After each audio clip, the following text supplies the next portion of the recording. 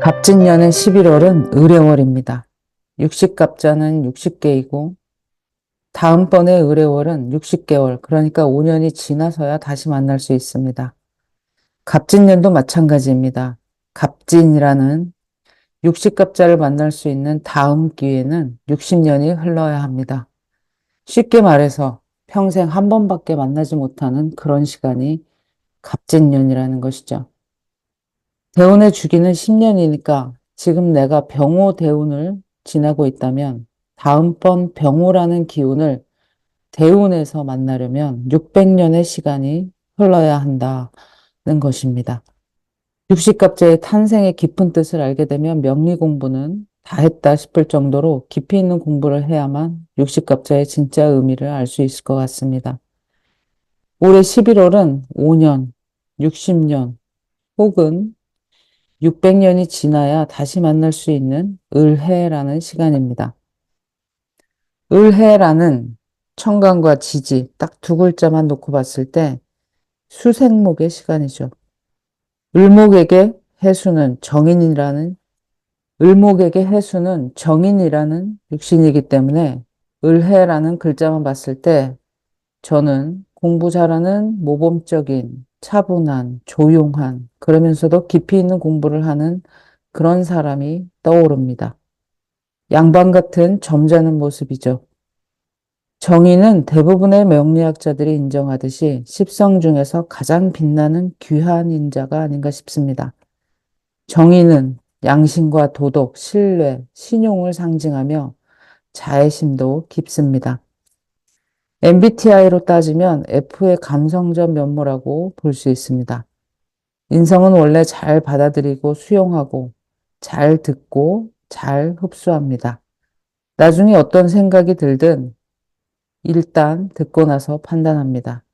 특히 정의는 편인과 달리 합리적이고 객관적이며 사주 구성에 따라서 합당하고 논리적인 전략과 전술을 짤 수 있는 근원의 글자라고 할 수 있습니다. 속된 말로 머리가 팽팽 돌아간다, 머리가 좋다라고 하며 두 스텝 앞선 것까지 예측하고 미리 준비한다는 뚜렷한 특징이 있습니다. 거꾸로 생각하면 머리 아픈 인생이죠. 골치가 아플 겁니다. 이거저거 종합해서 판단을 내리려고 하고 수년 전 혹은 수개월 전에 꼼꼼하고 치밀하게 준비 기간을 가지니 생각이 많아져서 머리가 아프기도 할 것입니다.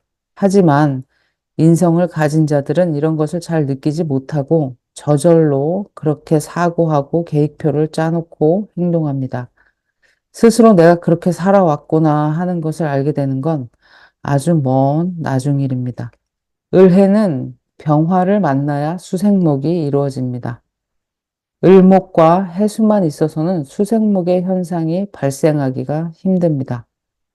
병화라는 화기운을 봐야 열심히 뭔가를 배우고 자신을 업그레이드하는 수생목의 작용이 일어난다는 이야기입니다. 병화를 보지 못한 을해는 그저 평소의 바운드리 안에서 생활을 하는 것이지 발전과 성장, 업그레이드와 같은 거리와 먼 이야기입니다. 그래서 제가 자주 이야기합니다. 사주 전체를 봐야 한다고 말이죠. 아무튼 수생목에 인자는 있으니 운에서 혹은 사주팔자에 화기운이 있으면 더할 나위 없이 수생목과 목생화의 활발한 기운으로 살아갈 수 있겠죠.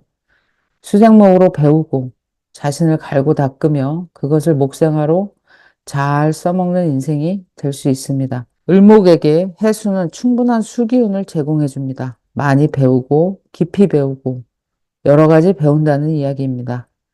해수는 해자축의 수기운 중에서 생지를 담당하고 있어서 생하려는 의지가 큽니다. 하지만 목기운을 어떻게든 키우려고 하는 해수가 원하는 목기운은 을목이 아니라 간목입니다.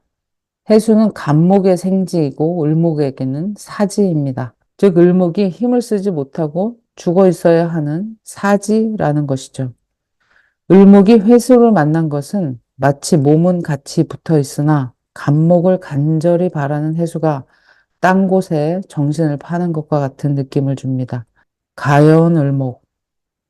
이때 을목을 구원하는 자가 있으니 그것은 바로 병화입니다. 병화가 있으면 을목이 해수에게 받은 서러움과 한을 모두 해소할 수 있습니다. 해수로부터 사랑과 인정을 받지 않아도 병화가 이끌어주고 조아라 해주니 을목은 병화와 나란히 즐거울 수 있습니다. 병화도 간목보다는 을목을 더 좋아하는 천간입니다. 병화와 을목은 명리에서 공식적인 소울메이트입니다. 을목이 병화를 보면 수생목의 작용이 일어납니다. 그래서 을목도 크게 성장할 수 있으니 다행입니다. 12월 7일 입동을 기점으로 해자축의 시간, 그러니까 겨울이면서 수기운의 시간이 본격적으로 시작됩니다. 하지만 해수는 앞에서도 말했듯이 갑이라는 목기운을 키우려고 하는 의지가 큰 기운이라서 해월은 입동이긴 하지만 작은 봄이라는 의미로 소춘이라고도 불립니다. 겨울, 해자축. 이 시간의 특징은 어둡고 불안하고 불확실하며 춥고 외롭다입니다. 더 안 좋은 것들이 있을 수 있는 시간들입니다. 지난 2019년 기해년, 2020년 경자년, 2021년 신축년이 기억나시나요? 해자축의 3년 어떠셨나요? 편안하고 따뜻하고 밝고 맑은 시간들이었던가요? 코로나 3년의 시절이었습니다. 사실 코로나는 기해년 말쯤에 크게 퍼지기 시작했지만 그 전조의 어둠은 병화, 을목이 완전히 입고되는 2018년 무술년부터 시작됐다고 생각하면 됩니다. 지난 2007년 정해년, 2008년 무자년, 2009년 기축년 어떻게 보내셨나요? 금융위기로 전 세계가 무너지는 듯한 3년의 시간들이었습니다. 이렇게 해자축의 시간은 불안과 불확실, 공포의 시간입니다. 제가 2019년 기해년에 대학원에 입학해서 철학을 더 깊게 공부하기 시작한 것도 이 어둠의 시간도 한몫했다고 믿습니다. 나에게 있는 목기운을 이용해서 수생목을 하러 경제적인 어려움에도 불구하고 대학원을 가게 되었죠. 그때는 제 발로 갔다기보다 보이지 않는 강한 힘에 끌려갔다는 생각입니다. 저는 올해 11월 을해월, 12월 병자월, 내년 정축월, 이 3개월이 그런 큰 공포와 불안과 어둠의 시간이라고 생각하고 있습니다. 언제 생명체가 가장 큰 두려움을 느끼는지 아시나요? 그것은 앞이 깜깜해서 칠흑같이 어두워서 한 치 앞도 안 보일 때입니다. 이 시간이 바로 해자축의 시간입니다. 지지에 해자축을 다 갖고 있는 사람은 아마 평생을 불안이라는 화두와 싸워야 하지 않을까 싶고 병화, 정화라도 있어서 희망의 불빛을 밝힐 수 있으면 정말 다행이다라는 생각입니다. 막막하고 실마리도 해결책도 안 보이는 그 터널이 빨리 지나가기만을 바라는 것밖에 달리 할 것도 없습니다. 그리고 지지 회자축은 공식적으로 쉬는 시간이지 무엇을 버리고 뛰어드는 시간이 아닙니다.